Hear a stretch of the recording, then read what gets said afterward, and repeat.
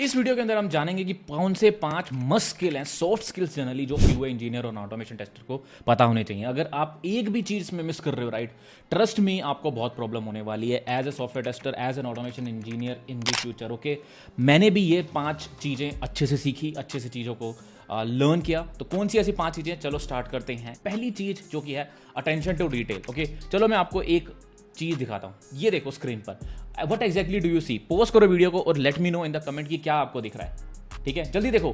देखो मैं देख रहा हूँ, क्या दिखा आपको? रैबिट दिखा, डक दिखी।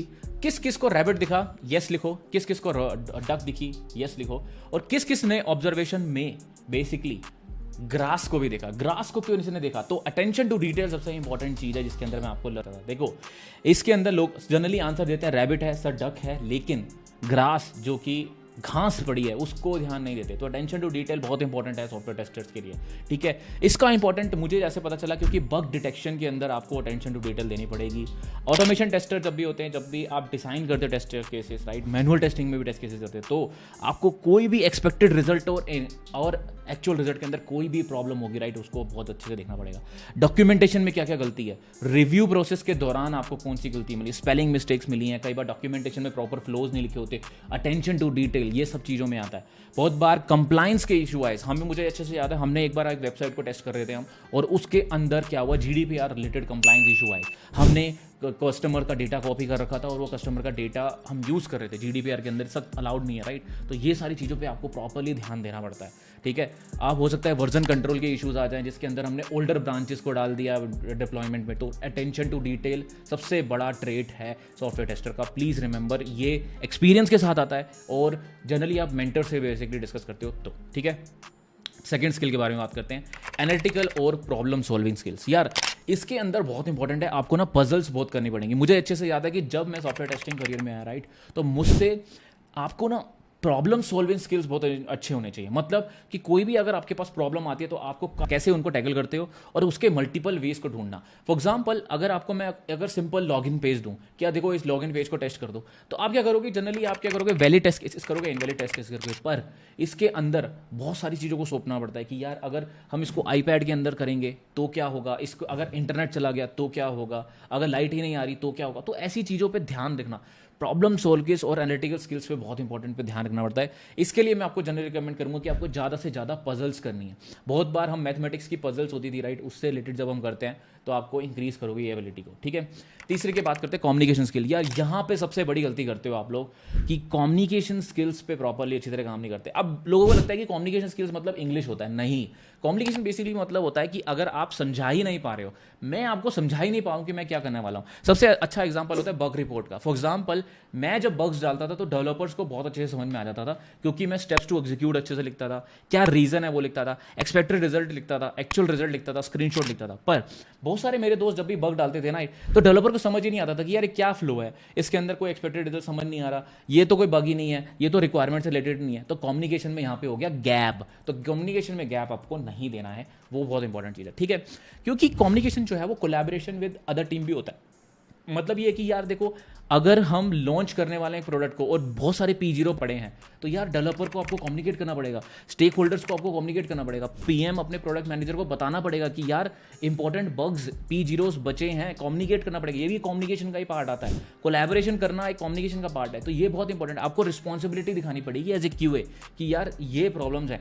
मुझे अच्छे से याद है कि बहुत बार मैंने बिल्ड्स को प्रोडक्शन से जाने से बचाया है क्योंकि बहुत सारे बग्स थे, और बहुत बार हमें रिकॉग्नाइज भी किया है लोगों ने कि हाँ क्योंकि प्रमोद अड़ा रहा क्योंकि इसमें बहुत सारे बग्स थे, हमने रिलीज़ नहीं किया। ये अच्छी बात है क्योंकि कस्टमर्स फिर बैड रिव्यूज़ दे देते। तो ये चीज़ों पे आपको अच्छे से ध्यान देना होता है। ठीक है, कोई भी टेक्निकल इशूज़ को अगर आप प्रॉपरली कम्युनिकेट कर पाते हो, ये भी कम्युनिकेशन स्किल का पार्ट आता है। सिर्फ इंग्लिश इंपॉर्टेंट नहीं है, देखो इंग्लिश एक हद तक इंपॉर्टेंट है, और उसके बाद आपको क्या आपके अंदर जो फीलिंग है आप उसको कम्युनिकेट कर पा रहे हो नहीं कर पा रहे। क्योंकि जब भी आप एक वेबसाइट को टेस्ट करते हो, राइट, तो आप रिस्पॉन्सिबल हो जाते हो एज ए QA के अंदर। ठीक है, फोर्थ इंपॉर्टेंट पॉइंट, यार टाइम मैनेजमेंट। टाइम मैनेजमेंट बहुत इंपॉर्टेंट चीज़ है, आपको मैनेज करना बहुत इंपॉर्टेंट है। मुझे अच्छे से याद है कि मैं टाइम मैनेजमेंट कैसे करता हूँ। मैं जनरली यूज़ करता हूँ Akiflow।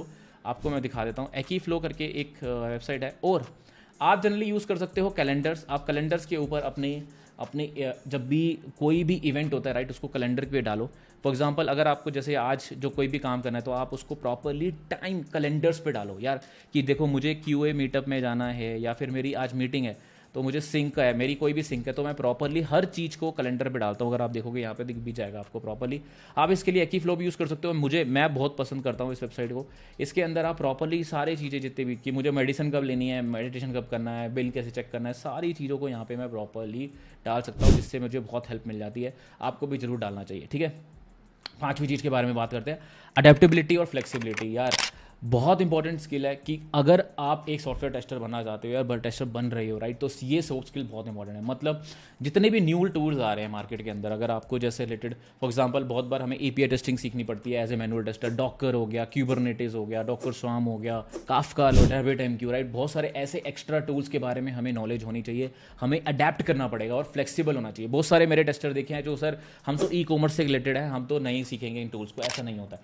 कुछ लोग सिर्फ जैसे लो कोड टूल्स टोस्का की तरफ चले जाते हैं, फिर वो कोर वेब ऑटोमेशन भूल जाते हैं, मोबाइल टेस्टिंग भूल जाते हैं। ऐसे नहीं करना है आपको। आपको अडेप्टिव होना है और फ्लेक्सिबल होना है। आपको लर्निंग वाइज अपनी API testing, mobile testing, web automation को प्रॉपरली ऐड करना है। अगर as a automation tester move कर रहे हो तो आपको जावा लैंग्वेज अपने में ऐड करनी है प्रॉपरली राइट। जितना भी आपको willingness for the new skills, ये बहुत इंपॉर्टेंट पॉइंट है, आपको ऐड करने हैं। आपके पास विलिंगनेस होनी चाहिए ऐड करने के लिए, ठीक है। Plus responding to feedback, zero estimate. मतलब बहुत बार ऐसे होता है कि जितने भी फीडबैक आते हैं कस्टमर की साइड से, यार ये देखो ये चेंज कर दो, ये वो चेंज कर दो, वो चेंज दो, उसके ऊपर आपको अडेप्टिव होना, फ्लेक्सिबल होना बहुत इंपॉर्टेंट है।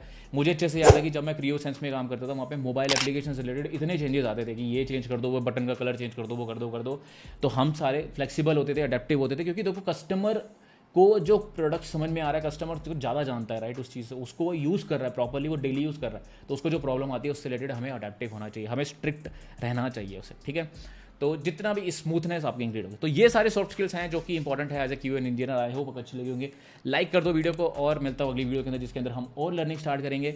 पाइथन का ऑटोमेशन बैच स्टार्ट हो चुका है, link in the description, do check it out. Live batch 3 months के अंदर जॉब रेडी ऑटोमेशन टेस्टर बना के रहेंगे तुम्हें। अगर फ्रेशर हो, मैनुअल टेस्टर हो, नॉन आईटी से हो, कोई एक्सपीरियंस नहीं है, हम प्रोग्रामिंग लैंग्वेज पाइथन को चेक करेंगे, जो कि लर्न करेंगे, जो कि सबसे ईजीएस्ट लैंग्वेज है। प्लस उसके साथ हम API testing plus web automation करेंगे, और फिर हम ऑटोमेशन जॉब्स में अप्लाई करना शुरू कर देंगे, ठीक है। मिलता हूँ अगले वीडियो के अंदर, link in the description, do check it out. I will see you in there, bye bye.